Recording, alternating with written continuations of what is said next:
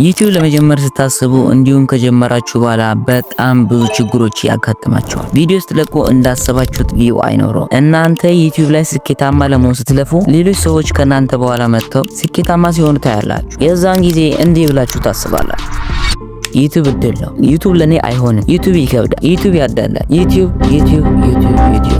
በዚህ ቪዲዮ እነዚህን ችግሮች የሚቀርፍላችሁን 7 ሚስጥሮችን እነግራችኋለሁ። የመጀመሪያው ሰው በአሁን ጊዜ ምን ይፈልጋል የሚለው ላይ ፎከስ አድርጋችሁ ቪዲዮ መስራት አለባችሁ። ይህንን ለማስረዳት አንድ አጭር ምሳሌ ልንገራችሁ። ስለ ሃምስተር ኮምባት፣ ስለ ታፕ ስዋፕ እና ሌሎችን ስለነሱ እናንተም ሰምታችኋል ብዬ አስባለሁ። በደንብ አስተውላችሁ ከሆነ በዛን ጊዜ ስለነሱ ብዙ ሰዎች ቪዲዮ ይሰሩ ነበር። እናም በዛ ሰዓት የሚሰሩት ቪዲዮ ሁሉም ቪዲዮ ማለት ይቻላል በጣም ጥሩ ቪው ያገኙ ነበር። ግን አሁን ላይ አንድ ሰው ተነስቶ ስለ ሃምስተር ኮምባት ቪዲዮ ሰርቶ ዩቲዩብ ላይ ቢለ ማንንም ሰው እንደማያየው እርግጠኛ ነኝ። በጣም በዛ ከተባለ ሜቢ አንድ 50 ሰው ሊያየው ይችላል። ስለዚህ ቪዲዮ ስሩ። አሁን ላይ በጣም ተፈላጊ የሆነው ነገር ምንድነው ብላችሁ ማሰብ አለባችሁ። በሁለተኛው ስቶሪ ቴሊንግ። ስለ ስቶሪ ቴሊንግ ከዚህ በፊት ሰምታችሁ ሊሆን ይችላል። ስቶሪ ቴሊንግ ማለት በቀላሉ ለአውዲየንስ ማስተላለፍ የፈለጋችሁትን ነገር አውዲየንስ ኢሞሽናል ሆኖ የእናንተን ቪዲዮ እስከ መጨረሻው እንዲያየው ልምዳችሁን፣ ችግሮችን፣ መፍትሄዎችን በመግለጽ አውዲየንስ የእናንተን ቪዲዮ ሲያየው ተመስጦ እንዲያይ ማድረግ እንችላለን። ቭሎግ፣ ቱቶሪያል፣ ሪቪው ኦር ዶክመንተሪ ስቶሪ ቴሊንግ የትኛውን ቪዲዮ ሲሰሩ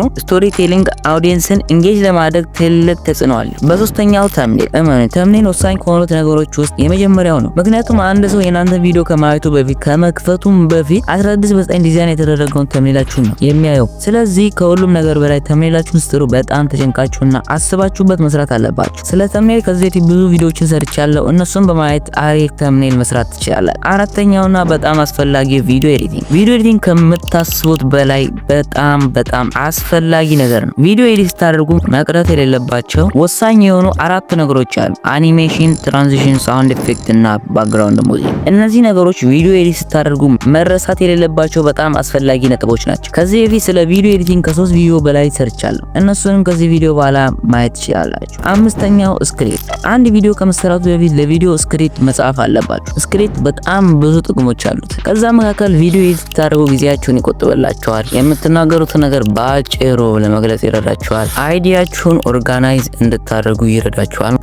በጣም ብዙ ጥቅሞች አሉት ማለት ነው። ስለ ስክሪፕት በደንብ ማወቅ ከፈለጋችሁ ዩቲዩብ ላይ በመሄድ የዩቲዩብ ስክሪፕት አጻጻፍ ብላችሁ ሰርች ማድረግ ስለ ስክሪፕት የተሰሩ አሪፍ ቪዲዮዎች አሉ። እነሱም ማየት ለቪዲዮዎቹ ጥሩ ስክሪፕት መጻፍ ትችላላችሁ ማለት ነው። ስድስተኛው ታይትል። ቪዲዮ አፕሎድ ስታደርጉ ታይትል ስታስገቡ አጠር አድርጋችሁ ግልጽ በሆነ መንገድ አስገቡ። እዚህ ጋር ታይትል ስትጽፉ ከተምኔል ጋር የተመሳሰለ መሆን አለበት። ሰባተኛውና የመጨረሻው ታግ የምታደርጉት ነገርና ሜንሽን የምታደርጉት ቻናል ነው። እነዚህ ሁለቱ ለቪዲዮአችሁ እይታ በጣም አስፈላጊ ነገሮች ናቸው። ማለትም ታግ የምታደርጉት ነገርና ሜንሽን የምታደርጉት ቻናል የቪዲዮአችሁ ኢምፕሬሽን እንዲጨምር ያደርጋል ማለት ነው። እነዚህ ሁለቱ በጣም ወሳኝ የሆኑ ፖይንቶች ናቸው። አንድ ቪዲዮ ሰርታችሁ አፕሎድ ስታደርጉ ታግ የምታደርጉት ነገር ከቪዲዮ ጋር የሚገናኝ ወይም ደግሞ ከቻናላችሁ ጋር የሚገናኝ ነገር መሆን አለበት። ሜንሽን የምታደርጉት ቻናል ደግሞ ከእናንተ ኒሽ ጋር የሚመሳሰል ቻናል መሆን አለበት። ለምሳሌ የሰራችሁት ቪዲዮ ስለ ኦንላይን ቢዝነስ ከሆነ ወይም እንዴት በኦንላይን ላይ ገንዘብ እንደሚሰራ የምታሳዩበት ቪዲዮ ከሆነ ከሁሉም በፊት በመጀመሪያ ታግ የምታደርጉት ነገር ኦንላይን ቢዝነስ፣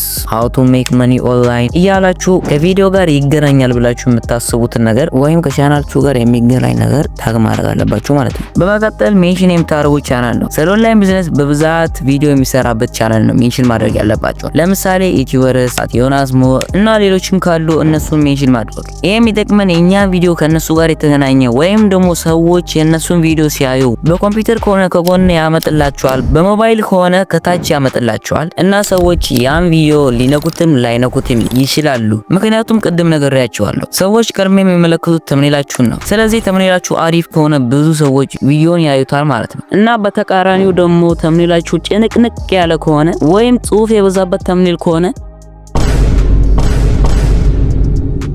ባይ ዘ ዌይ ድሮ የኔም እንደዚህ ነበር።